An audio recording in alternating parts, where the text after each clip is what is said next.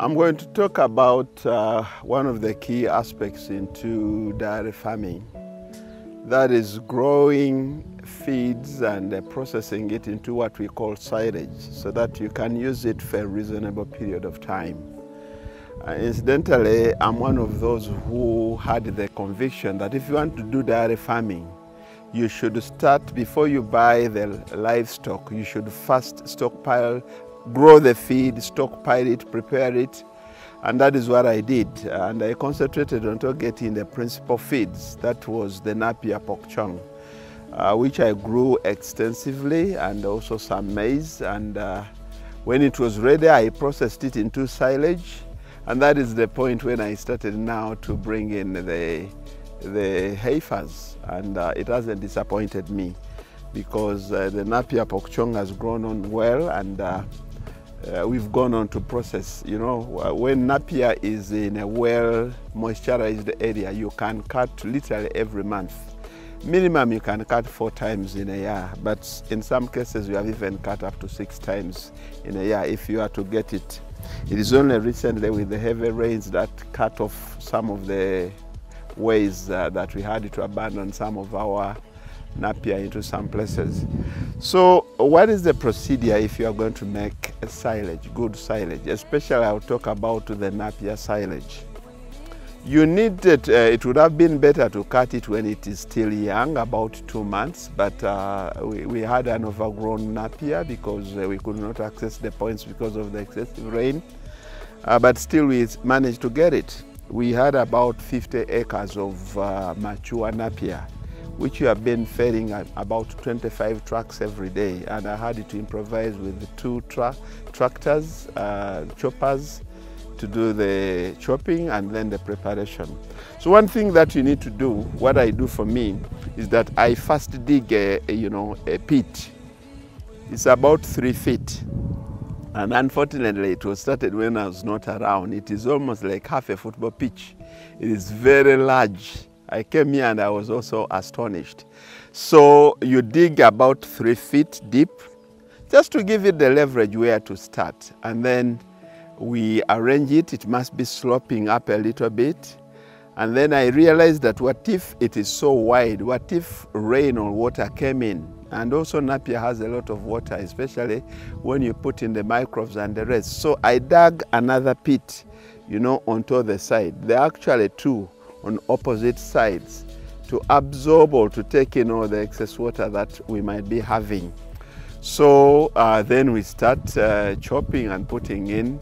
It is where, after chopping up to a certain level, because this was overgrown, is where we have been adding in the maize silage.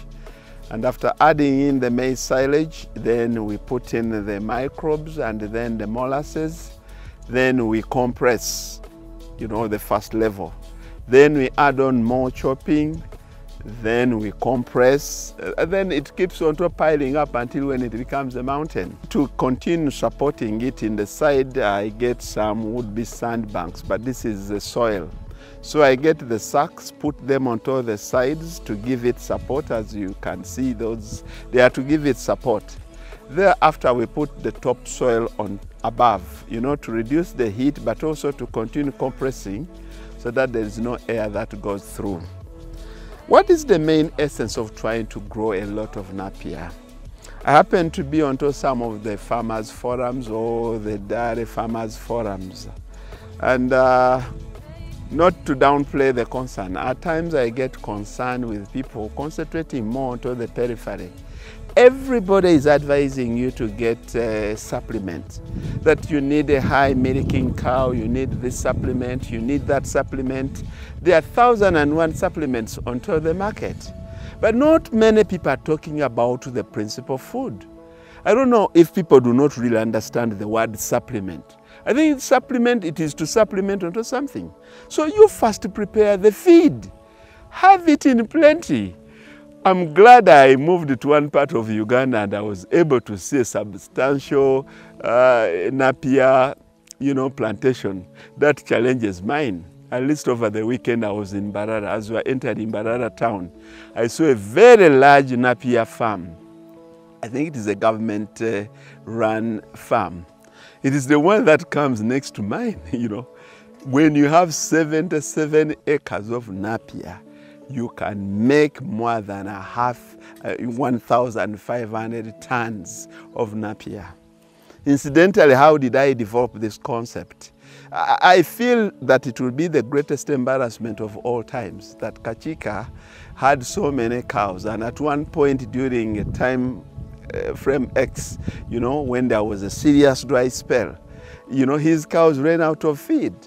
So I had enough feeds to feed about 200 cows, even when I had 100. I went on to add on more and more acreage of Napier.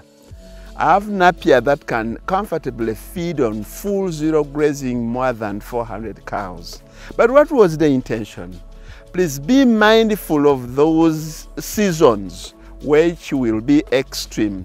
And it has not been raining for the past 3 months. This Napier that you see here that is onto the upper areas, it's going to dry. So what will you do? How come I have Napier that is there, that is in excess of a year, and we are still using it? And I'm adding, this time I'm actually adding 4, I think it should be for 2 years. Well, I'm going to sell some to other farmers because I noticed last time when there was a serious dry spell, I made more money from Napier selling of silage than from milk. They could bring in their fuso truck and then we pump with the chopper into it and you make more money. So I do wish to urge, especially Ugandan, young dairy industry, people not to concentrate more onto the periphery and concentrate onto the core areas. Grow enough feed, grow enough principal feed. The supplements are there to supplement, and these you can commercially get. You saw my maize. I have a lot of maize. I can harvest it. But right now the prices of maize bran is at its lowest. I started by buying maize bran at 850 shillings a kilogram. Now I'm buying it at 420. It's a supplement. But you cannot buy, nobody will ever grow enough feed for your 200 cows. What will you do that time when there is a serious dry spell and you have 200 cows? Would you export them? Will you import the feeds? But you can buy the mixture concentrates from Holland or from any other country and you boost the milk production. The supplements are always readily available. And those can be airlifted. Are you going to airlift hay? Why don't we grow a lot of feed?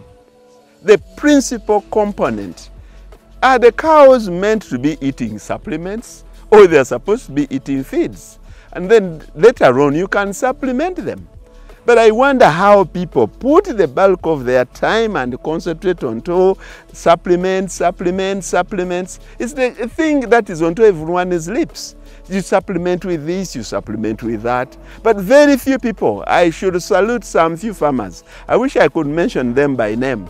I could salute some few. I've seen onto a farmers forum that I'm there, where there is another one with a tractor who was harvesting.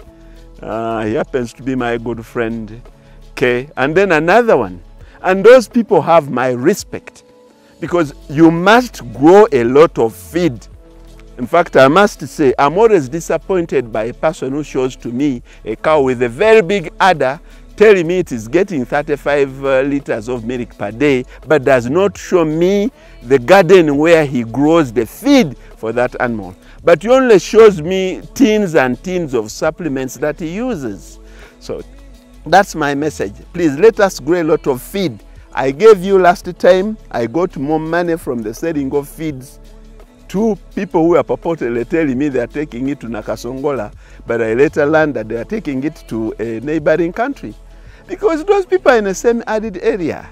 In this country, in an area like here in the central region, I'm in Mukono, 40 kilometers away from Kampala, and this area has rainfall literally throughout the year, and we cannot feed.